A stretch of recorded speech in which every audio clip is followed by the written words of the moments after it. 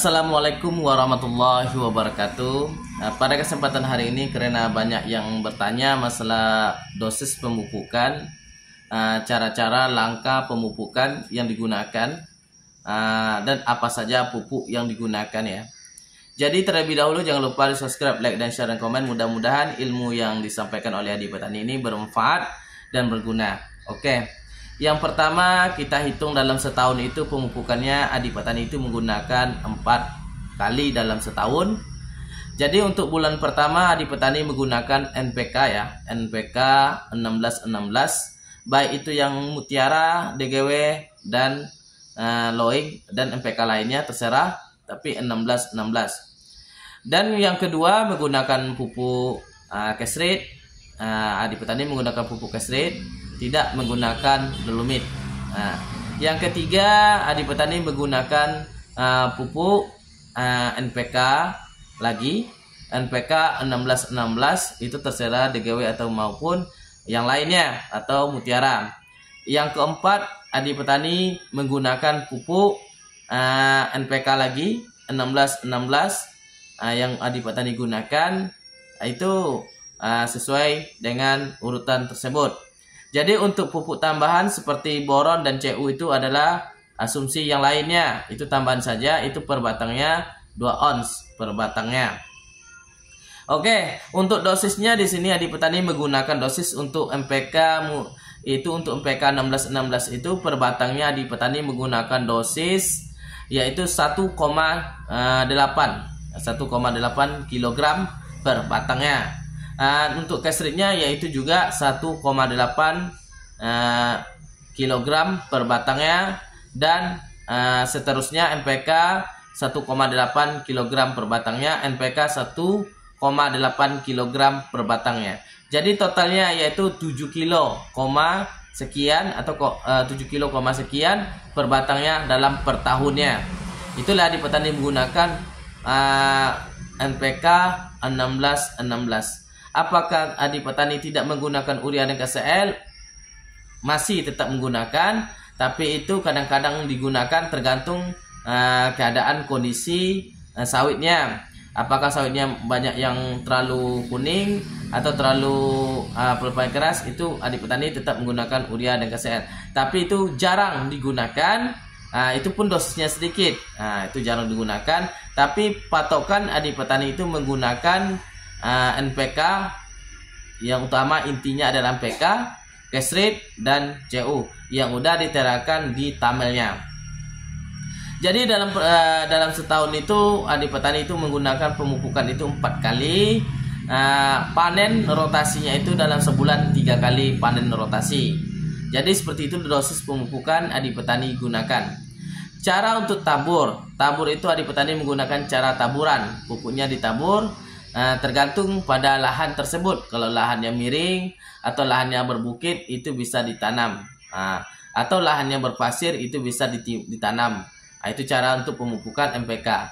Adi Petani tidak menggunakan pupuk MPK secara kocor, tapi secara tabur. Itu jelas dari sistem yang Adi Petani gunakan, yaitu pemupukannya yang dilakukan. Jadi untuk pemupukan secara tepat dan rutin, waktu tepat dan jadwal tepat, maka insya Allah hasilnya akan sesuai maksimal mungkin. Jadi di sini biarpun tepat di musim kemarau tetap akan memupuk, karena jadwalnya udah waktunya untuk pemupukan. Kalau sebelum pemupukan itu betul perawatan seperti browning atau piringannya itu harus dibersihkan dulu. Setelah itu baru dilakukan pemupukannya. Jadi untuk para petani yang belum mengerti juga masalah yang saya sampaikan ini, udah secara detail dosis per tahunnya Adi Petani menggunakan 7 kilo per batang. Situ udah dijelaskan juga tadi, untuk per batangnya 1,8 kilo per batang. Semua pupuk kecuali Cu dan boron. Boron Cu itu 2 ons per batangnya. Itu tambahan saja. Itulah.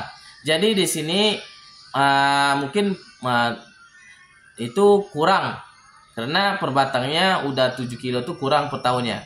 Bukan kurang, karena kita menggunakan di sini adalah pupuk yang majemuk, bukan pupuk tunggal ya. Pupuk majemuk yang kita gunakan, karena harga pupuk majemuk itu cukup lumayan mahal.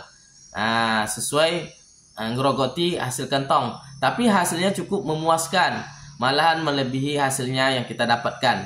Di sini memang saya penjelaskan lagi, adik petani tidak memposting ketika manen atau ketika buah diangkut, karena adik petani tidak ada mempunyai juru kamera, tidak bawa alat-alat kamera, karena adik petani ikut serta untuk pelansiran dan pemanen kelapa sawit tersebut sendiri.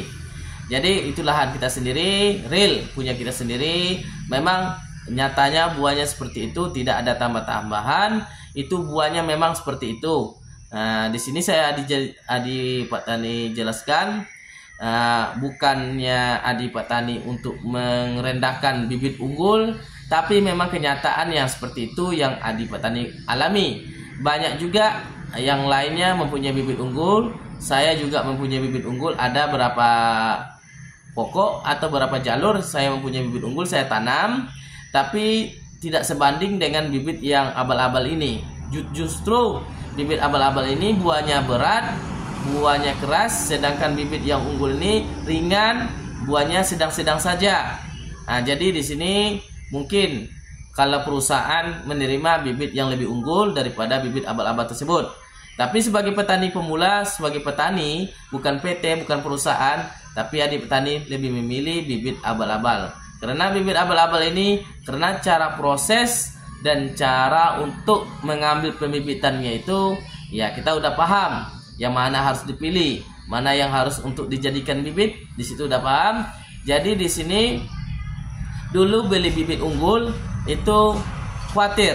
Kenapa? Pas ditanam ternyata buahnya kecil. Kadang-kadang punya sertifikat dari perusahaan itu tidak ada ganti ruginya. Kenapa? Kita yang udah rugi menanam, udah puluhan tahun kita menanam, udah banyak habis pupuk, kita ganti lagi, kita tanam lagi. Disitulah kami sebagai petani, ya saya sendiri, bukan kami, saya sendiri takut rugi, maka belilah bibit abal-abal karena itu tidak modal.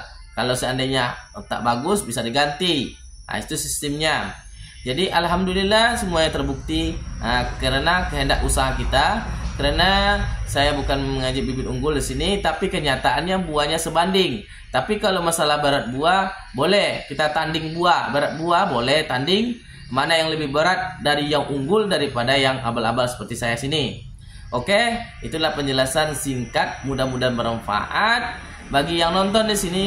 Ya, bukan untuk mengecilkan bibit yang unggul, bukannya untuk merendahkan bibit abal-abal. Kami sebagai petani tidak mampu membeli kecambah karena harga cambah itu mahal. Jadi itulah solusi kami. Cukup sekian. Assalamualaikum warahmatullahi wabarakatuh.